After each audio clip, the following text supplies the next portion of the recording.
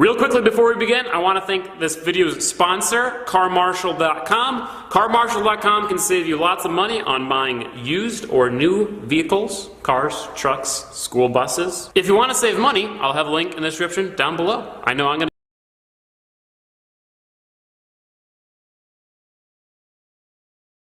Watch, cop tortures restrained woman with pepper spray until she passes out, gets $50 fine. Despite being caught on video torturing a woman with pepper spray who was in a 7-point restraint chair, a police officer was allowed to retire and was issued a mere $50 fine. By Matt Agarist, June 1, 2018.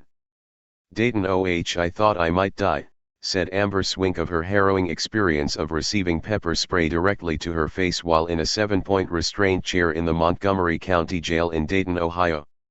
Video footage of the torturous incident shows Swink so tightly restrained in the chair, she is hardly able to move her head, but that didn't stop Sergeant Judith L. Seeley from entering the isolation cell and unleashing pepper spray in the 25-year-old's face at near point-blank range for seemingly no reason but sadistic pleasure. This week, Seeley pleaded guilty to 4th-degree misdemeanor disorderly conduct and failure to desist for the act of horrific torture caught on video that took place in November of 2015. For this most repugnant act, Seeley was issued a mere $50 fine, less than the cost of a speeding ticket. Judge Chris Martin called the insultingly low sentence fair, just and equitable. What's more, this criminal torturer cop was allowed to retire last year and will keep her full taxpayer-funded pension. Sergeant Seeley definitely made a mistake and exercised poor judgment in this incident, Sheriff Phil Plummer told Dayton Daily News. But don't let this incident define her character or dedicated service throughout her career. When the story went viral in 2015, Swink acknowledged to the Washington Post she had, indeed, been drinking heavily at home that evening when police arrested her, and was still somewhat intoxicated when cameras recorded what happened. But she doesn't understand what brought on the senseless attack. It felt like somebody just crushed up fresh peppers and made me use them as face cream, Swink told the Post. It took my breath away. You're fighting for air. I remember my mouth was filling with a thick slobber, like foaming up, and that was also blocking my airway.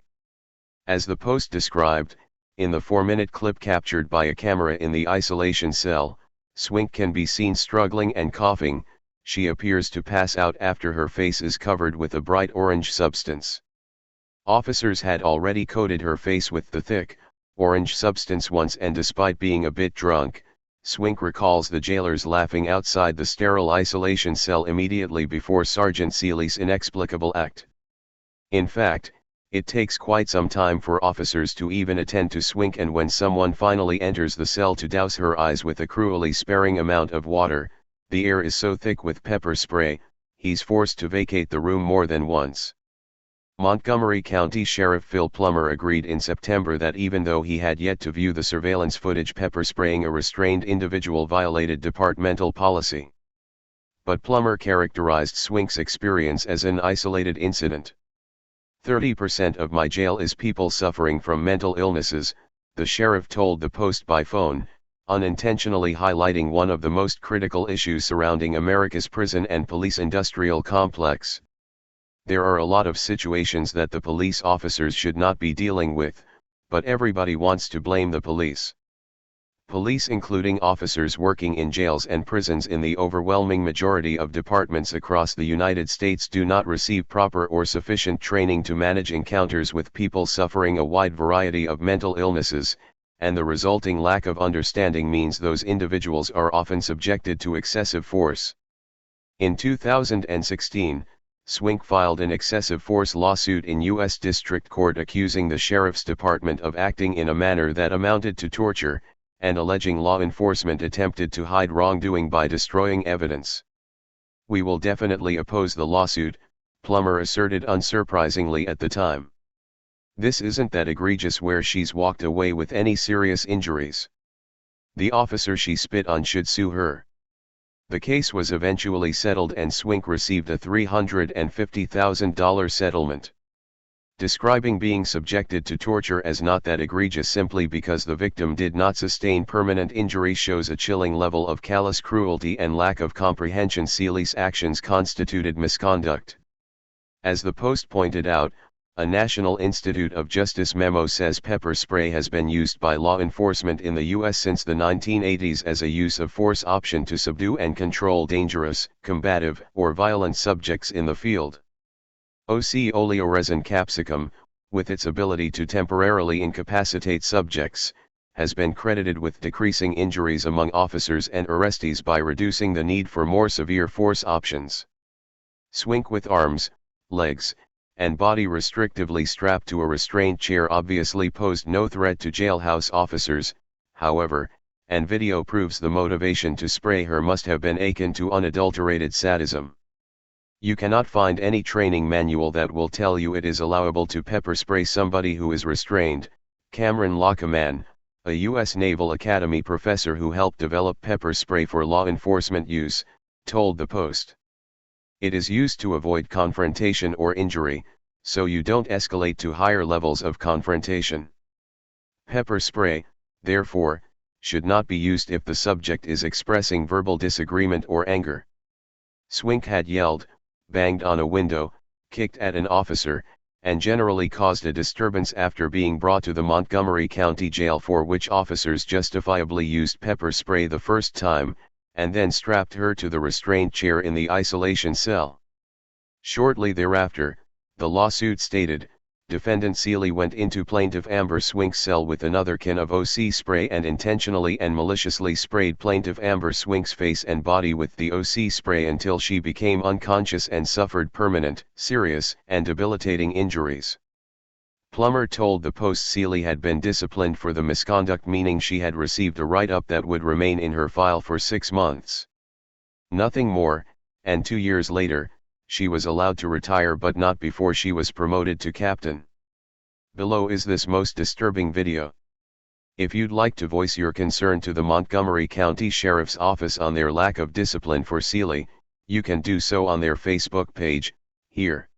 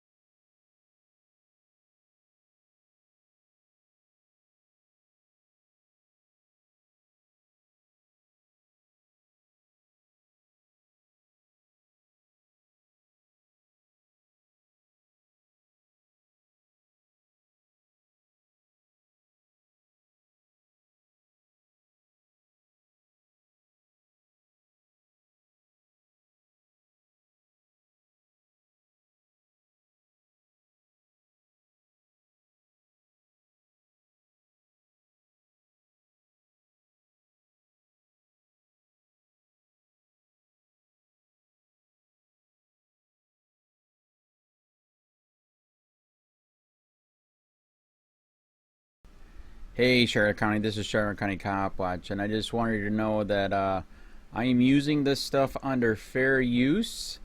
And also remember to like and subscribe this channel.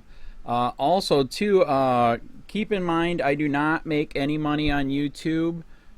This is 5 hours work a day, you know, fighting for freedom. And you can donate with PayPal and Patreon. I just want you to think about this. If everybody gives to PayPal and Patreon, Patreon is every month. Actually, PayPal you can do every month. I have 12,000 subscribers. If everybody gives, I can quit my regular job and go full-time investigations on Charlotte County and possibly even more and beyond. So just keep that in mind. If everybody helps out, I can go full-time doing this. Thanks.